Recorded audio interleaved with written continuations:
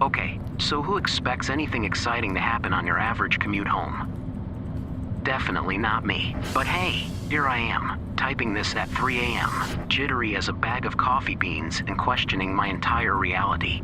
Buckle up, because this story's about to get weirder than a three-headed chihuahua. It was a Tuesday, the kind of soul-crushing Tuesday that makes you yearn for the sweet oblivion of sleep. Overtime at the office, boss breathing down my neck, the usual city traffic crawl, the whole 9 yards. By the time I squeezed onto the already packed train, I was a walking zombie, just wanting to melt into the nearest seat and disappear. Except, there weren't any seats. Sardine City, people crammed in like rush hour on the Tokyo subway. I clung to a pole, swaying with the rhythm of the train, eyes glued shut in a desperate attempt to achieve a semblance of peace. That's when the announcement came. Attention passengers, the automated voice crackled. Due to unforeseen circumstances, the next stop will be our final destination. Huh. I blinked my eyes open, squinting at the flickering station name displayed above the doors. Elmwood? I muttered. Never heard of it. But before I could question it further, the train lurched to a halt. The doors hissed open, revealing a deserted platform bathed in an eerie yellow light. No bustling crowds, no flickering advertisements, just a sterile silence that gnawed at my nerves. Everyone else seemed hesitant too, murmuring amongst themselves. But the prospect of facing another hour on the packed train was enough to make me take a chance. Besides, what was the worst that could happen? Well, as it turned out, plenty. The platform was pristine. Not a single speck of dust or crumpled newspaper marred the polished concrete floor. The walls were lined with faded posters advertising events from decades past. A jazz concert in '78, a mayoral election in '84. The air hung heavy with the smell of nothing. No stale hot dog aroma, no exhaust fumes, just a sterile emptiness that sent shivers down my spine. Then there was the silence. No rumbling from departing trains, no distant announcements, just a thick, suffocating quiet. A shiver crawled up my spine. This wasn't right. I turned to head back to the train, but the doors were shut, a metallic clang echoing unnervingly in the stillness. Panic started to claw at my throat. Suddenly, a booming voice reverberated through the station. Attention passengers. The Elmwood terminus is now boarding. My head whipped around, searching for the source. There, at the far end of the platform, a single train materialized out of thin air. It was an antique behemoth, sleek in silver with gleaming chrome accents. It looked like something out of a retro sci-fi movie. A wave of morbid curiosity wrestled with the rising tide of fear. Maybe it was a vintage train tour or something? Hesitantly, I approached the train. The doors hissed open, revealing plush red velvet seats and polished brass fixtures. It was eerily clean, not a single fingerprint marring the gleaming metal. There were other passengers, a mix of people, all dressed in clothes from different eras. A woman in a flapper dress, a man in a fedora, a kid in overalls. None of them seemed to acknowledge me. Each sat perfectly still, staring blankly ahead. I took a tentative step on board. The doors slid shut with a pneumatic hiss, plunging the car into semi-darkness. Only a faint, flickering light illuminated the passengers' faces, casting an unsettling pallor. Panic choked my throat. This wasn't a train. It was a scene straight out of a horror movie. I needed to get out, now. But the doors wouldn't budge. I slammed my fist against the metal panel, a useless gesture. The train lurched forward with a jolt, the platform receding into the distance. I stumbled, grabbing onto a seat for support. A collective gasp escaped from the passengers, the sound sharp and cold in the unnatural silence.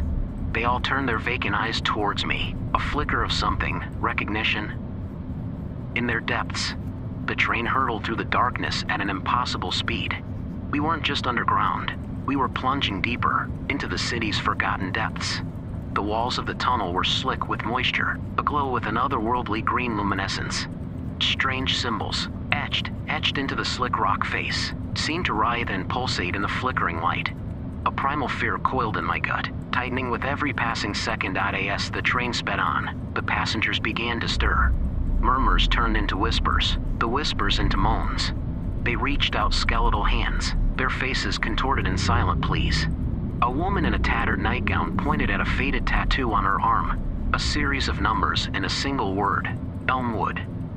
This wasn't just some vintage train tour. These were lost souls, trapped on this eternal ride. Panic gnawed at the edges of my sanity. I had to get out. The train screeched to a halt, the sudden stop throwing me off balance. The doors hissed open, revealing a cavernous station unlike anything I'd ever seen. Crystal formations jutted from the walls, glowing with an eerie blue light. In the center, a swirling vortex of energy pulsed ominously. Before I could react, a spectral figure materialized on the platform. It was an old man, his clothes ragged and his face etched with sorrow. "Welcome to Elmwood," he rasped, his voice a dry whisper. "The final stop for those forgotten by the city." He explained the station's dark history. Built decades ago, during a failed attempt at expanding the subway system, it had been deemed unstable and abandoned. Those who perished in its construction, and some unfortunate souls who stumbled upon it later, were now forever bound to the station, reliving their final moments on an endless loop. A sliver of hope flickered. If these were the forgotten, maybe there was a way out for someone still remembered. With a newfound determination, I approached the spectral figure. "Is there a way to leave?" I asked, my voice trembling. The old man looked at me with a flicker of sadness in his spectral eyes. "Only if someone remembers you, truly remembers you, in the world above. A strong connection, a love that transcends even death." My heart plummeted. Lost in the daily grind, I had neglected the people who mattered. Did anyone even remember I was gone?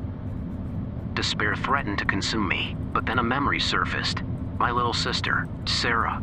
Though miles apart, we were always close. Maybe, just maybe, her bond was strong enough. I reached out a hand, a silent plea to the swirling vortex. Images flooded my mind.